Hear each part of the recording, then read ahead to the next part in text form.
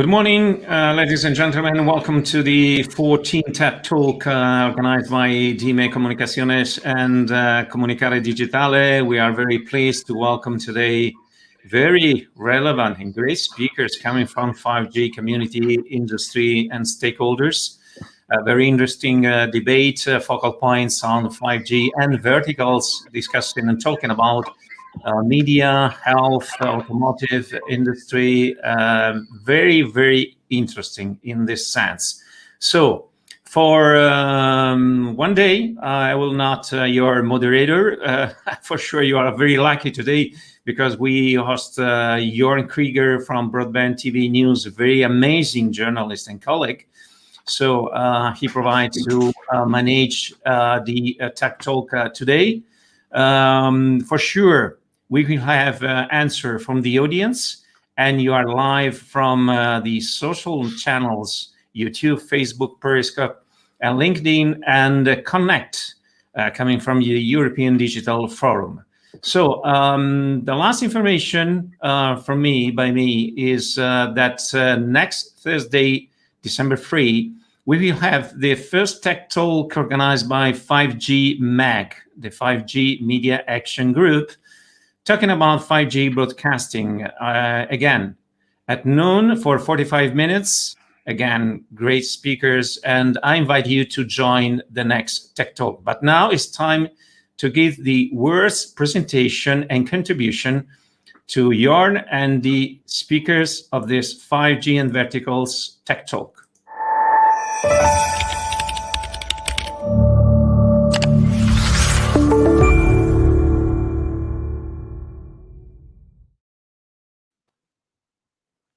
Thank you, Andrea. We have a great topic and great speakers today talking about 5G and verticals.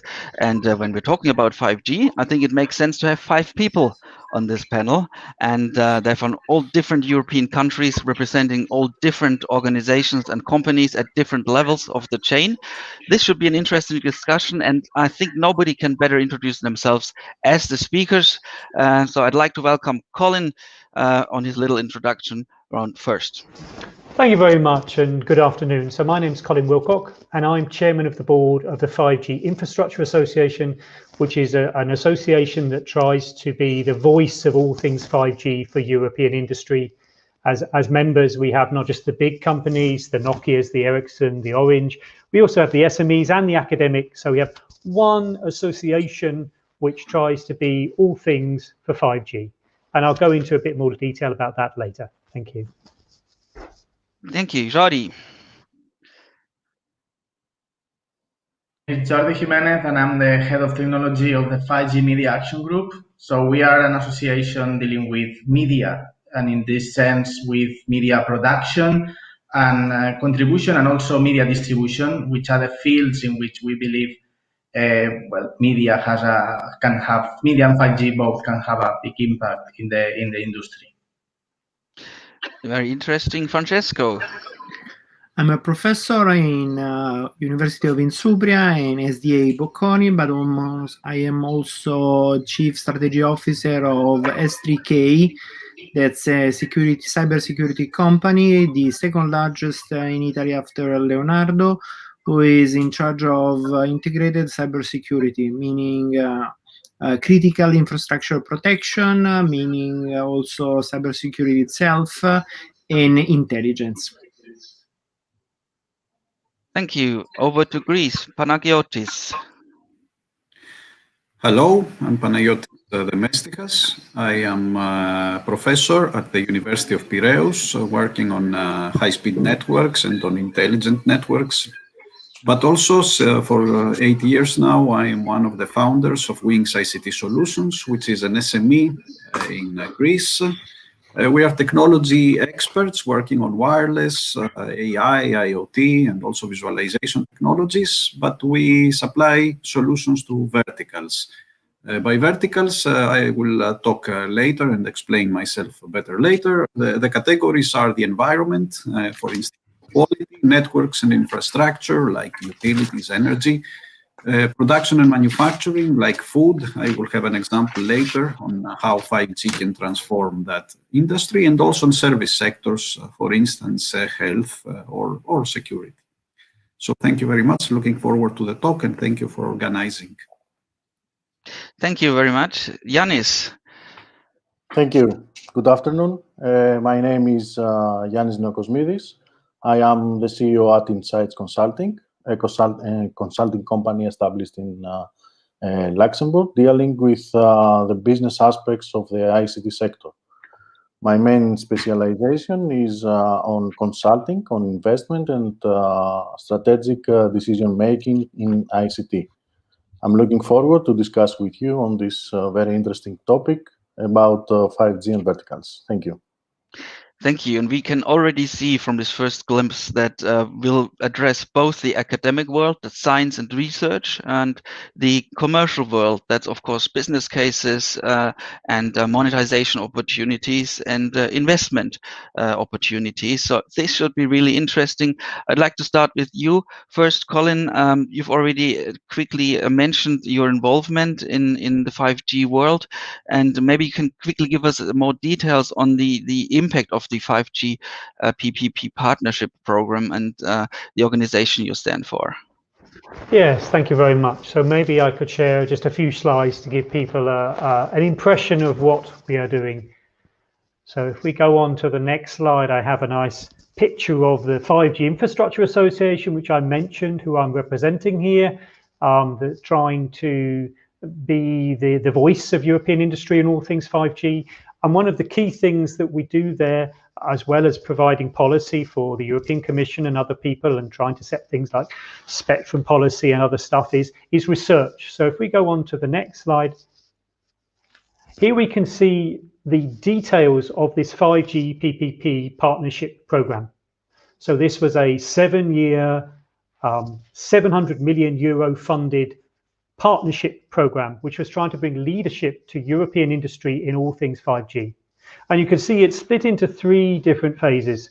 The first phase, which started 2014-2015, was focused on the fundamental 5G technology. So what we currently think of as 5G, a lot of those concepts and ideas came out of that first set of projects. And indeed, they generated hundreds of contributions to standardization and many, many scientific papers. But maybe for today in this meeting, what's more important is what we focused on since then. So the phase 2 and the phase 3. So the phase 2 was very much focused on trying to bring 5G to the verticals. So trying to bring it to other communities, not just the telecoms world, trying to show that it is worth other domains, be that automotive or smart cities or smart agriculture or media, all of these domains, showing them that it's worth investing in 5G. And the point that one has to remember is, obviously, it's not their core business. If I talk to Daimler or BMW, they build cars. And for them, the key point is that they need some way of proving this technology is worth for them to invest. So what we've done in this partnership program is we've created projects where the big players can work together from both industries. They can learn from each other. They can develop the 5G technology further, which is now going into standardization. And the other domains, the automotive, the media, the e-health, they have learned that it is worth investing in this technology. It's worth working together with us, with the telecoms world, to bring that further. So if I could show just the next slide, we can see some of the coverage of the various different vertical domains and a set of phase 3 projects which have actually covered that. And then maybe as a last slide, if I go to the last slide, we can talk about what have we learned? What have we learned about 5G and using it in verticals? And the lessons learned are maybe a bit surprising. We always seem to concentrate when we have a new generation of the technology on speed and possibly reliability. But in actual fact, that's not where we see 5G making the biggest difference. The difference is flexibility. The ability to have different parts of the network with different characteristics, supporting services which need different types of constraints in latency, reliability, So this ability to actually use what we call slicing to provide different types of service across the same network. And a lot of the innovative services we've created for these vertical industries use multiple different slices for one service. And putting all those things together provides a huge flexibility that 4G just cannot match. And this is where the innovation is. This is the catalyst for the new innovations and new ideas in 5G. Thank you. Thanks, Colin. I think this is also a very good introduction and lead towards this topic that we're going to focus on today. And I would like to highlight that many people, at least in the beginning, thought that 5G is just a telco topic. As we've just seen from your presentation, it's certainly not, and it's certainly a lot more. Jordi, we stay on the level of industry organizations. Could you please explain a bit the 5G Media Action Group's involvement and structure? Who's behind it, and what are your missions and targets? Yes, indeed. So I have also prepared some slides. So I would like to go through them a little bit. So if we go directly to the next slide. So, well, we are an association with, let's say, media industry members, and also members from manufacturers, from telcos, and so on. And we are looking at the opportunities that 5G can bring across the entire media value chain. If we go to the next slide, we can see the places where we think 5G can play a role. So it's clear that, for instance, everything is becoming more IP. Connectivity, wireless connectivity is, of course, increasing with the rollout of all these technologies. So, for instance, we have events like music festivals in this case, in which, well, it would be interesting if there is a network there, if there is IP connectivity there, it would be interesting to connect our devices, our equipment to the network more flexible than with bespoke systems. And, well, try to integrate everything into the 5G network. If we advance a little bit more on the slides, we can see also contribution. So you have journalists can attach the cameras directly to the network and contribute with the video directly to the studio across the internet.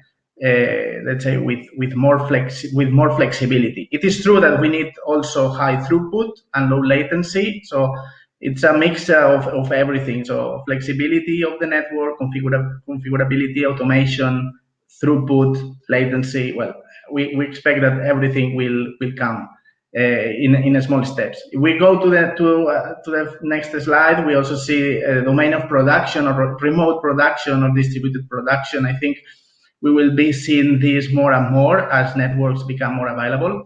And in the other domain, in the next two slides, well, this is a summary of what I have been saying. There is more information on our website. If we go to the next slide, we can see also what we see in terms of media distribution. So it's clear that at the moment we have different networks providing services, cellular, satellite, terrestrial, also a lot of online distribution. So we want to see how all these networks can fit into 5G in order to distribute content in a cost-effective manner. And in the end, the next slide shows the final target, that is to reach the users, to reach everyone consuming content in any device, let's say from smartphones, TV sets. We have seen, we will see more wearables like smartwatches.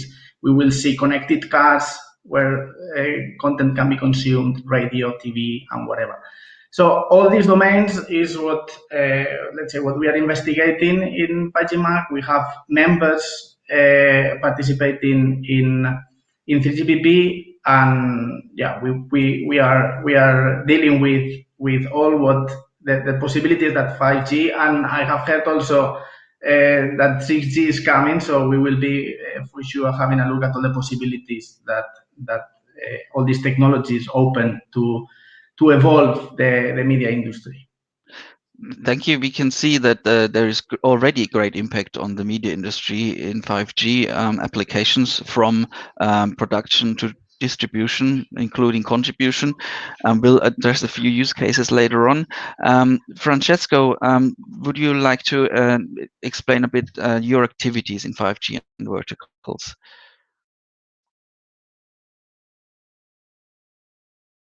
You're on mute.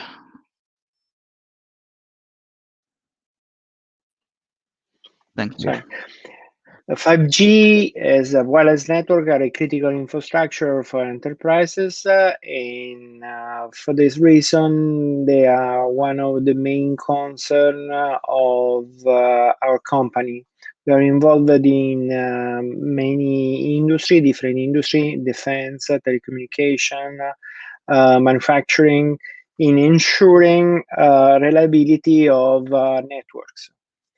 So if we can move to the third slide, please. Not this one, but to the slide. Yeah, thank you. I want to cover just this topic. Okay, 5G is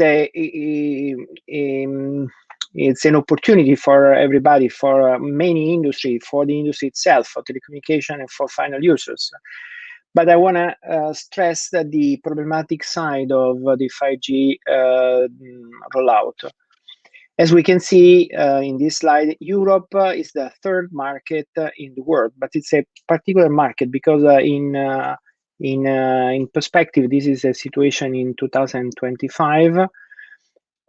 Europe will be the third market, but it's the market in which the problem of security in networks and problems of investing in which kind of network will be most critical. Yesterday, there was the news in UK of forcing and toughening the ban for Chinese technologies. So the consequences of this ban will be in UK as in whole Europe, and everywhere there's this problem, a problem of increasing cost of investment in 5G. In Asia, the problem is not a real problem because they have a clear path in investing. In US is the same. The problem is in Europe. Okay, in Europe, in terms of penetration and subscription, is always in the third position. Please, next slide. That's a bad news for European telecom companies, because in Europe we have a situation in which consumer revenues are always under pressure.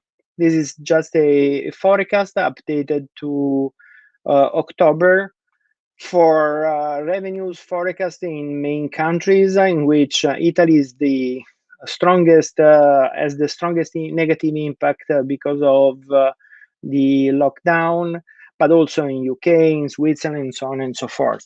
So at the end of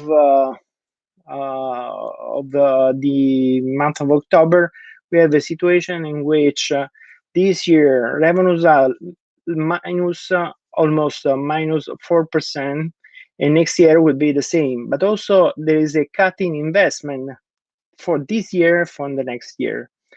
So there is a problem of rollout of infrastructure. So the consequences will be on the availability of the service. Which kind of solution we can have in this picture, in this scenario? In this scenario, we will have, for sure, a situation in which the rollout in big cities will be ensured by large companies. But there is a problem also of rollout on the whole country, especially in less densely populated cities. And it's a problem not just for Italy, it's a problem also for Spain, for UK, but outside Europe, also in US and in many countries. So kind of solution maturing in this industry could be the solution of creating a shared infrastructure. We have seen in the FTTH world, please, not this one, back to the previous, thank you. We have seen in the fiber networks that in UK, as in Germany, in France, having wholesale, pure wholesaler player, ensured a kind of jump in the rollout of networks in the presence of infrastructure in the country. So my question is, could be a solution also for 5G? Technology is mature, and a kind of similar solution was available also for 3Gs and 4Gs. But maybe for 5Gs, a kind of solution with a shared infrastructure, meaning shared infrastructure, the radio part, but also a core network shared between many operators in not covered cities could be a solution ensuring locally the service. Verticals by nature have a very small audience. They have a very targeted audience. But if we don't have a coverage of the country, then we cannot involve the market in supporting and then rolling out a solution for this. Thank you. Okay, thank you for these interesting facts and figures and updates, and indeed addressing issues that we'll certainly discuss later on. Panagiotis, perhaps quickly an update on your involvement in 5G and verticals. Yeah, sure. Can I have the slides, please, for 2 or 3 Sure. minutes to make an introduction? We can go to the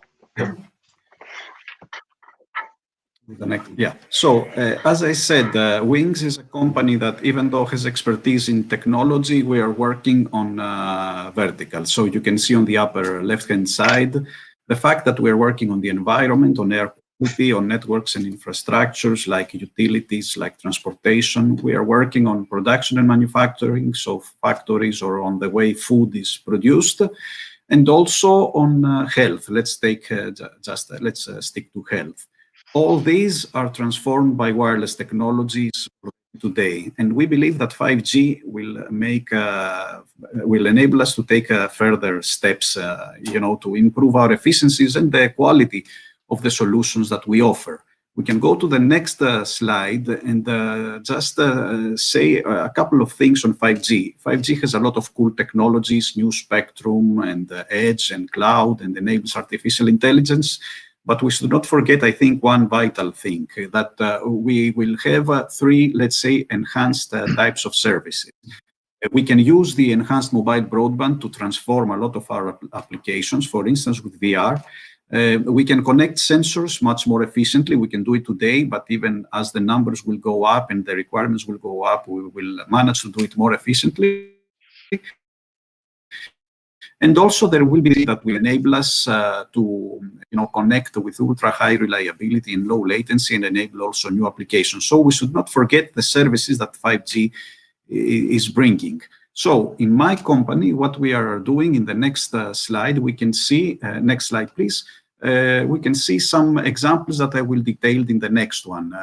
First of all, I mean, we transform utilities, the networks, we transform factories and the way that products are, let's say, transported. We change the way food is produced, and also we have some applications related, let's say, to the cultural heritage and how to promote that, which is also especially important, also in the times we live, but also in general. So let's go and take a bit a closer look on these examples, starting from the factory or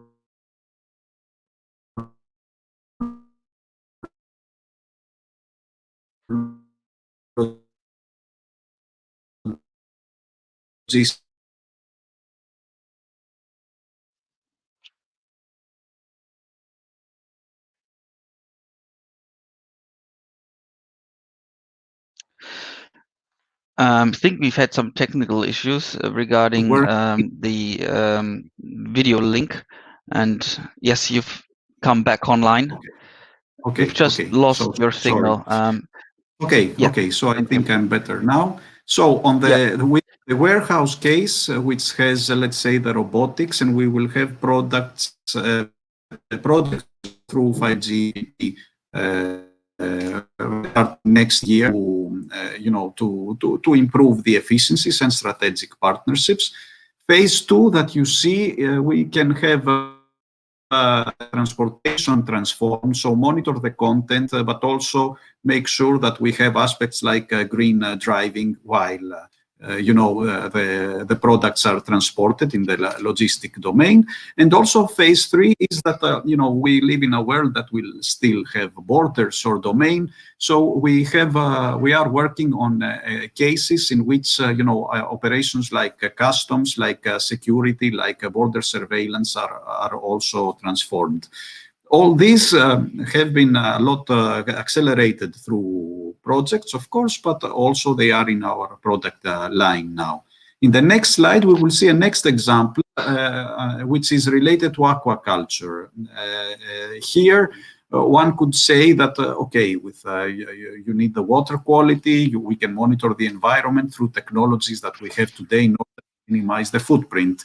However, we believe that 5G will bring a couple more possibilities for more advanced services. One is advanced video, because through video we can monitor the production and the installation, the wellness of the production, the wellness of the fish and their health. So better video means better service. And also we can have underwater drones, underwater, let's say, vehicles, which can help inspect the installation, so remove, let's say, the human diver that does this work today. In the next slide, we will see a couple more examples. I mean, it's not only about the food production and not only about factories. We need to take care of our utilities, of our energy and gas network. So it has been a couple of years now that we started the work and showed also in MWC 2018, through which we managed through 5G, early versions of 5G, to handle cases like leakage of gas or leakage of water and efficiently, through new slices, inspect them and also resolve them. We should not forget also our environment. Air quality is an important issue in cities where most of the people will live, but also, everywhere. So, I mean, through nexus of devices monitoring the air and through the advanced analytics that can run on the edge, we can have a lot of help and services for the citizen, for municipalities, and, in order to optimize life and, the overall welfare, I could say.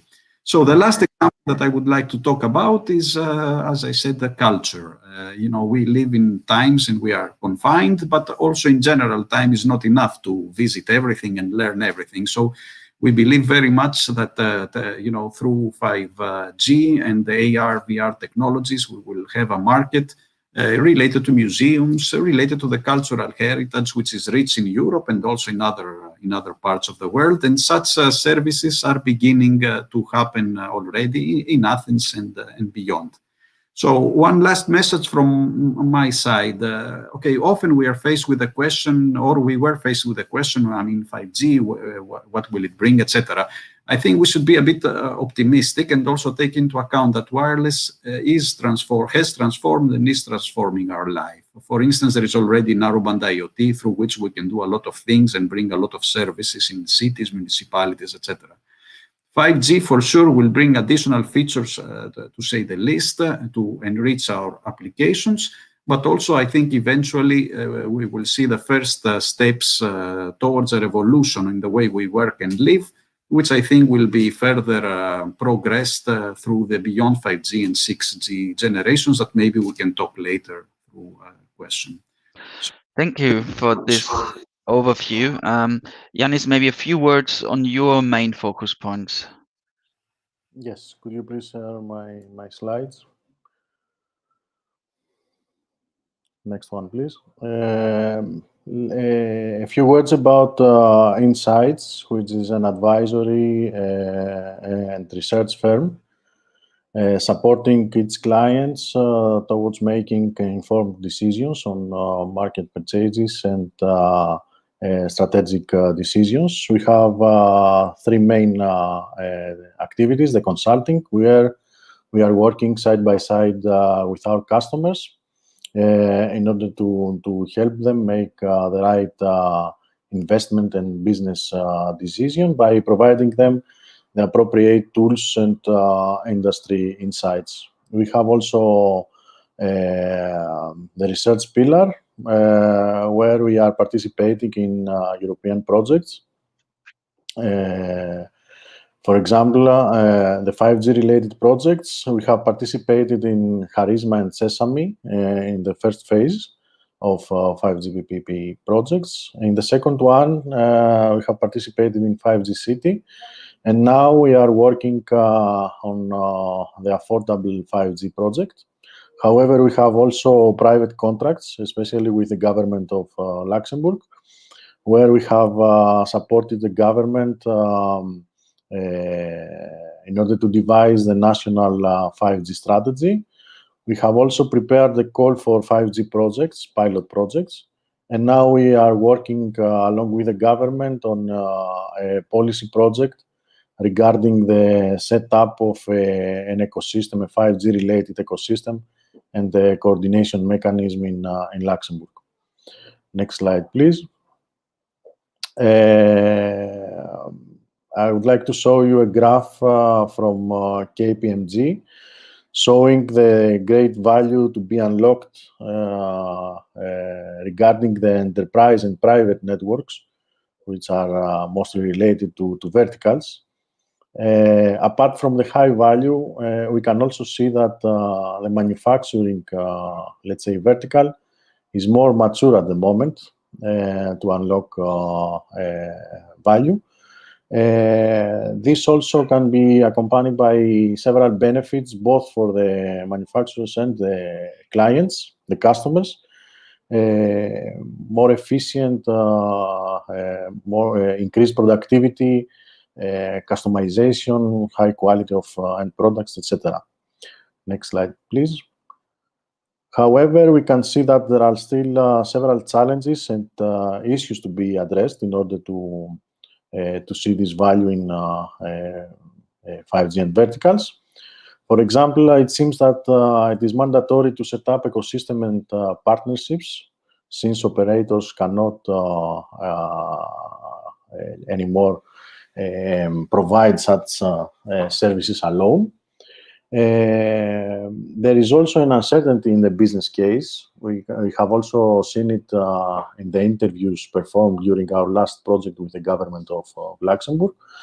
The more and more industrial, let's say, players are not aware of the benefits, and they cannot see a business case that will bring them revenues.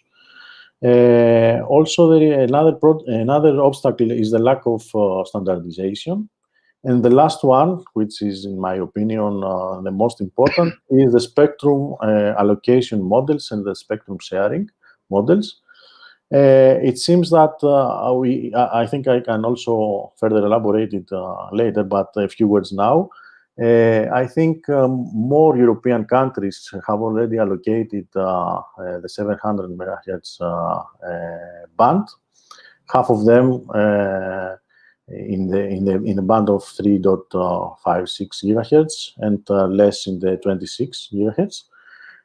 However, an initial conclusion is that most of the countries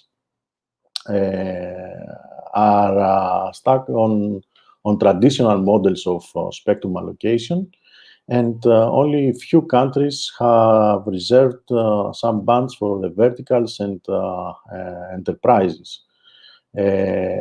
Also, another conclusion is that only few countries are mentioning something in their consultation documents or their tenders regarding spectrum sharing, which is very important for the success of, let's say, 5G deployment and evolution in enterprises and private networks and verticals.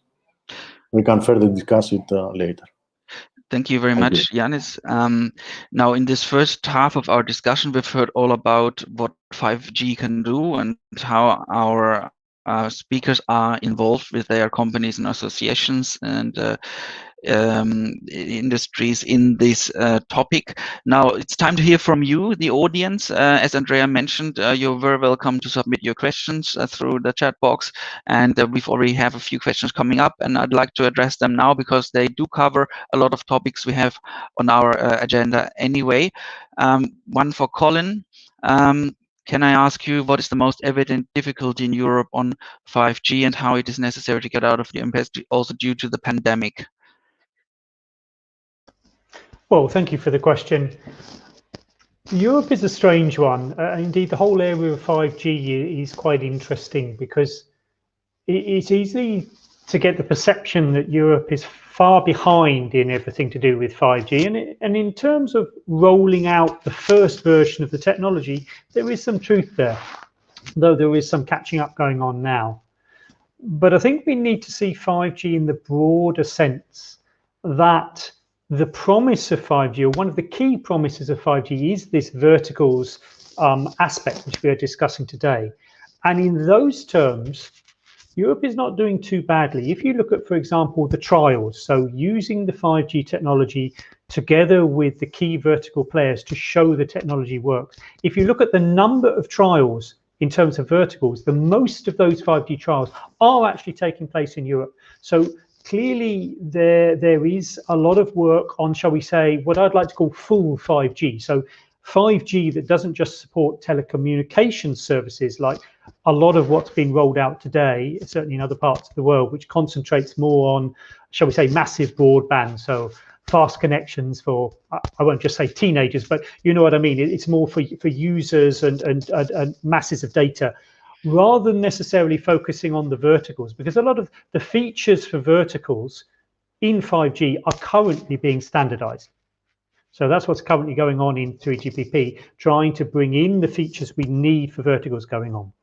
So the first point was Europe isn't doing so badly in 5G. The important thing is verticals, as we said today.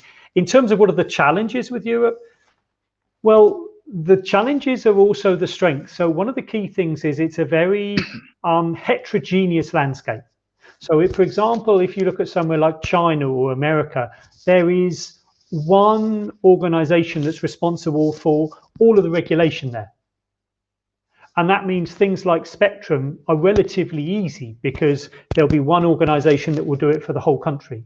In Europe, we have 27 different organizations. It's typically done at the national level. So we have 27 different countries, all with their own regulations, all with different ways of doing things, different time plans. That makes it very, very difficult for suppliers and rolling out of things, because you have to fit with the local regulations relative to what do I need to do to get planning permission for a base station? What do I need to do in terms of spectrum? And obviously it increases the effort that's needed. Instead of having one government organization, there's 27. Now, that is clearly a weakness, and it's clearly a weakness that we don't have a strong central European directive or voice there, which enforces some clear direction. That we don't have today. Will we have that tomorrow? We need to see. But there's also some strengths from that, and the strengths are that heterogeneous environment means we have to solve certain issues and problems earlier than our competitors. So if I'm in China, then there is a central dictate. This is how you do everything. And the issue of, for example, borders. Now, I think we saw in some of the earlier presentations that borders are actually a key point. Think about the services we're going to be running here. I've got automated driving. I'm going down the Autobahn in Germany at 200 kilometers an hour, and I get to a border. Okay, you'd probably have to slow down anyway. But the point is, what I don't want is I don't want suddenly the service dropping out and suddenly the car saying, oh, panic, get to the... So what we need is we need some consistency in a lot of these modern services across the border. And that's where Europe can really have an advantage, because it will have to face these problems now. So the downside is the fragmented landscape. This extends not just from the regulation, but to be honest, also from the operators, that we have lots of little operators, which again is tricky in terms of scale. Our industry is a lot about scale, about being able to have a single set of regulations or specifications and producing a large number of that one single requirement set. That makes things cheaper. That indeed is the basis of all 3G, 4G, 5G, the ability of having a common standard where I can build lots of them and sell them to the world. So that is clearly a problem. Yes, thank you. The last thing perhaps in Europe, which I feel as a strength, is the fact that we have values in Europe that are unique. And one of the things I would take is, for example, personal data security. I think we take that far more seriously here in Europe than we do in the rest of the world. And that's why in 5G, but even more in 6G, we need to make sure that those cultural identity, those values we have in Europe are encapsulated into the technology to make sure the technology supports that. Thank you. Thank you very much on this global update on the situation. Very interesting to hear that. There's a question coming up. I think it was probably best for Jordi to respond to. Is it true that 5G broadcasting will replace DTT? In what times and with what impact? Because you've mentioned in your presentation earlier the role of 5G in media distribution, in the end consumer transmission. There's of course 5G broadcast, the broadcast mode of 5G, where we see first trials happening across Europe and in other markets. Can you elaborate on DTT? Is there a future for DTT with 5G broadcast, Jordi? So it's true that 5G provides a broadcast mode to deliver services in the same way as DTT can do. This technology is more targeting, I would say, mobile devices. That's the main focus of the development. Mobile devices, automotive, for instance. So I would say, I mean, a full replacement. I think it's not something that could happen suddenly from one day to another. It's true that in the end, I mean, it's the market is it's being fragmented at the moment with not only in terms of DTT but also in terms of online consumption, streaming, all these platforms that are emerging. We see a complementarity at the moment. For instance, in countries where there is no DTT or where DTT is not very prominent at the moment, 5G broadcast can provide a complementarity in order to serve other use cases. Let's say other use cases. I mean, if there are countries in which, let's say, traditional TV consumption is covered by fiber, well, with 5G broadcast, you can then reach users on the move, as I was saying, on cars, not only to provide television, but to provide, let's say, media, radio and TV. It can be delivered by 5G broadcast. The other aspect, and I think it's related to times and impact, is that well, there are no devices yet with this capability. So this is something that is being worked inside 5G MAC, because there are some members very interested in the functionalities. How to bring this to the market? How to bring this to the market, to understand the steps, let's say, and also, well, if there is any possibility for a further evolution of 5G, to make 5G technology not to end up in silos, so not to end up in functionalities for that are targeting verticals and in the end do not benefit from this scale that we were talking about. So I think it's important also to understand where 5G is heading, what are the architectures, and what is the foreseen evolution that could create a market of a scale where all verticals can benefit from the technology without having, let's say, to look yourself for equipment, or to, as we were saying, to deal with your own spectrum, or with, I mean, things that are not global, make difficult later the real deployment and implementation. So it's probably an interesting question. I would summarize this, but it's too early to discuss that in this concrete way now, because as you mentioned, there is the problem of a lack of reception devices for 5G broadcast at the moment. So we're all in trial mode still, but it's good to do these trials early to find out about the opportunities that 5G offers in the broadcast sector. There's another question coming up that you can see here.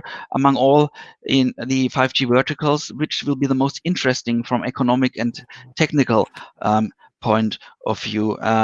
Maybe Francesco. You're on mute still, Francesco.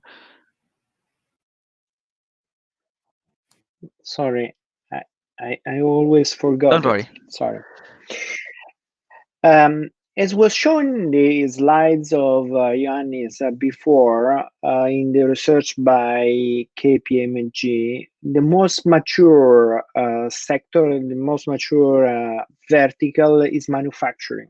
Okay, manufacturing is looking at 5G as a competing technology for private wireless networks locally. Okay, the core application of this manufacturing network is security and ultra reliable technology. We have this kind of technology competing with Wi-Fi 6 standards. That's also new to the market, but 5G has all the feature that a technology that comes from the telco sector has. The implementation level of security, the implementation of service levels, and so on and so forth. So at this moment, the most interesting application, especially in Germany, in which we have a lot of examples and investment already in place, is to use 5G networks in a private fashion or in a public-private fashion using frequencies for in a very segregated area for 5G application and ensuring a very high level of reliability for the infrastructure themselves. Plus, in the future will be tons of vertical applications, but I think in my experience, this is the most mature. I would also add defense. Defense experimenting a lot on this field. Thank you. Panagiotis, your words on this. Yeah. Of course, I don't disagree that manufacturing is the first use case that seems promising, with installations already in factories for supporting robotics and also for bringing intelligence there and increasing the quality of the production. I would also add logistics and this idea with the corridors. I would expect, of course, with some support from governments, to also have some installations near the main streets, and I believe that we can do a lot of things again with automation and again with intelligence, to monitor cargoes and also to optimize the way vehicles are being operated. And again, this relation with the vehicles can open also another market, like insurance, real-time, and the predictive maintenance and these type of things. And another issue that I would like to say is that, of course, sometimes it's not easy to predict. So I'm certain there will be applications that we cannot foresee now, and usually when there is capacity, this capacity is very often exhausted by novel things that people will bring and now are secrets or have not even thought about it. And also, I believe also in this AR, VR, which has been existing for some time, but now I think we can have very precise applications in the area of remote maintenance, which is something very expensive to do. For instance, imagine a ship somewhere in the ocean and in need of repair, or even a car somewhere in an autobahn. And also the cultural and entertainment aspects. We may see transformation again of the media industry. I mean, it went from records to concerts. Maybe now the concerts will also have a big component there, which will be, to monitor them remote. I mean, as an idea. So I think there are many opportunities, but the safe guess is manufacturing, and I think also logistics and defense. Thank you on these additions. Yannis. Yes, please let me also add the media and entertainment, where there is great potential and new business models like the neutral host. We are expecting that this business model will help new players enter the market and also unlock new revenue streams, along with immersive video services. And we should not forget also the healthcare sector, where in the near future we'll also provide new applications. Yes, an important and revenue factor, streams. of course, monetization and business cases that you've all or most of you mentioned. Colin, a few words from you. Yeah, no, I just wanted to sort of finish off what's been said by my colleagues, which all makes a lot of sense. But if you want to get more information on the overview of the different verticals, their requirements, and the status of where they are, there is white papers on the 5G PPP website, where everyone can download it for free and get an overview across all the verticals of what's going on there. Something I'd like to say is that you can already see lots of the big names in the industry participating in 5G. We've mentioned the trials. There's been news by Sky in Germany, the pay TV operator, teaming up with Telefonica, the mobile network operator, to launch a trial on 5G for sports production. You can see a news item here. Where they're using 5G smartphones to capture the live action, 12 smartphones in the arena, and add that to the regular broadcast stream, to a special 5G stream that's like an enhanced stream to allow the viewer to be much more deeply involved in the action, as if they were really in the stadium, in the arena. And this also enables remote production that we've mentioned a few times here already, which of course leads to cost savings and more flexibility. These are all, I think, important aspects to consider. One for Yanis, a question from the audience. Insights has created an index on 5G. What are the news and what is the state of the art to date in Europe? Yes, we have created the 5G readiness index, where we have assessed almost all European countries about their readiness in order to deploy and adopt 5G networks and services. It's an annual index, so we are at the end of this year and hope that at the beginning of 2021, we will issue the new 5G readiness index with updated data. Based on the last index, Finland, Switzerland, and Germany are the top 3 countries regarding their readiness on 5G deployment and adoption. You can also visit our website, where we have a visual, let's say, tool for the 5G readiness index, accompanied with a report with a lot of details about of each country. Thank you. Thank you, and we're almost running out of time. This leads to the last question round I have prepared for you. And as I was saying at the beginning, we have 5 people talking about 5G. This raises the question, what will happen to 5G in 5 years? We've already briefly mentioned 6G. So the development is still in progress. It's ongoing. There is no standstill. Let's start with you, Colin. 5G in 5 years from now, where will we be? Yeah, so maybe I can touch on both things. I don't know if I'm allowed to talk about 6G in a 5G meeting, but maybe I'll be naughty and do that. But let me start with 5G. I allow you. Oh, thank you. So maybe starting with 5G. So I think for 5G, we will see a gradual development. So I think the key point to make is we're at the beginning of the 5G story, not the end. I know I'm about to talk about 6G, and I apologize in advance, but it doesn't mean the end of 5G. The 5G development is still going to be going on for many years still. And 5G isn't the end of 4G, by the way. Well, equally true. But let's stick with 5G. So 5G will be the key focus coming for the next sort of 3 or 4, indeed 5 years, will be trying to meet the requirements for exactly the sectors we've talked about today.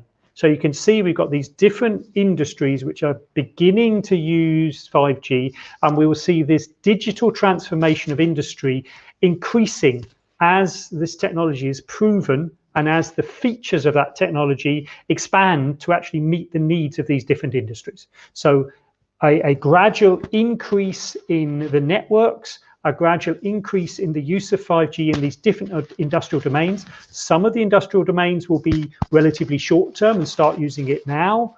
Some will take many years to get there. They have a longer lead time before they will start using that technology. Super, 5G. What about 6G? So 5G is still at the beginning of the story, as I said. However, if you look historically, what we typically do is every 10 years we have a new generation. And by new generation, the key point here to remember is that the physical layer, the link between the device and the base station changes. It's not backwardly compatible, in other words. And at the moment, it's looking like if we want a new generation, a new 6G in, shall we say, 2030 or 2030 plus, now is the time to start looking at research. But please note, research, only research of the fundamental technologies. So that's starting now or next year, the research of the fundamental technology. But the standardization is still way down the road, 5-6 years away, and the actual technology, 2030 plus. And if you look at Europe, Europe again is trying to lead on this. So my own association is driving a new partnership called Smart Networks and Services, which should be starting next year and should provide leadership in Europe in all things 6G. Again, if you're interested, look on the website, 5GIA, and there is the details, the proposal for this, what we're trying to look at, what the key technologies for 6G are, or the vision that we have, and what we're going to try and do. We're welcome to do it together with everyone on this call. Thank you. Thank you, Colin. Jordi, 5G in 5 years. Will you be then the 6G Media Action Group? I don't think so. I think we stay with 5G at the moment. It's true that, I mean, we want to highlight that we are the Media Action Group, so we are open to any technology actually that comes, let's say, into the next years and that can have an impact, a positive impact on media, on the use cases I have been mentioning. So we are very open to evolution. Thank you, Francesco. 5G in 5 years. We have a crystal ball. Mostly more profit. Yeah, no, but there are already discussion going on 6G and already meetings going on to set up the next generation, as we saw. But the most important and I think relevant contribution for the future will be the cooperation between satellites communication and 5G or 6G. You know that part of the spectrum used by 5G is the same spectrum used by the new generation of satellites. Starlink, for example, created by the great entrepreneur of many industry, Elon Musk, is already going on is under experiment. My company with other partners, we are already testing Starlinks, the kind of connection we can have with Starlink. But Starlinks in kind of provider like Starlink from the sky can ensure a larger coverage for 5G, for 6G in the future, as backhauling to single cells, but also being a part of the spectrum used also by 5G phones and future of 6G, programming the radio, sharing the same spectrum and opening the market to ultra connected world. So it could be a great improvement. Thank you. Panagiotis, 5G in 5 years. Yeah, that's a tricky question. I think we will be seeing some of the things that we discussed today, and also certain things that we don't know today, that we cannot predict them.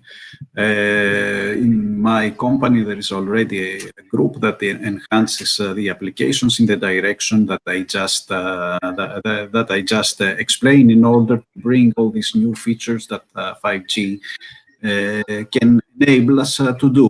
If I can have half a minute on 6G or on beyond 5G, I think that there are some societal challenges that will need to be embedded in the future system, in my view.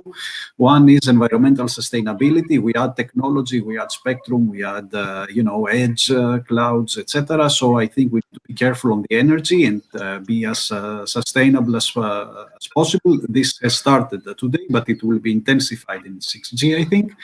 The second issue is trust. The systems are becoming intelligent, but how can we trust them? I mean, also the AI, how can we trust the artificial intelligence that will be part of these systems? And the third area that we need to take care is the digital divide. I mean, we need to ensure the technology is efficient that can lead to inclusion. So my dream would be that no system in the world would be certified as a 6G or whatever without having these brands, these stamps that they comply with the societal challenges. So absolutely, interesting times we can ahead. assign all that. Yanis, your look into 5 years from now. Yes, continuation of 5G deployments. Of course, we are expecting the standalone, let's say, implementation, which will bring the low latency advantages and the development of new applications. And regarding 6G, I think that 5G was the revolution. 6G will be a continuation of 5G, where the magic word will be integration of technologies with 5G, like artificial intelligence, etc. Thank you. Thank you to all of our panelists today. Thanks to you, we now know all about 5G. I have learned a lot. Thanks to the audience for the questions, really interesting, and giving us a great feedback on what you are thinking about. Thank you very much for this panel, and I hope to see you again very soon, and not just in 5 years, but earlier. Thank you all. See you next time. Thank you. Thank you very much. Thank you.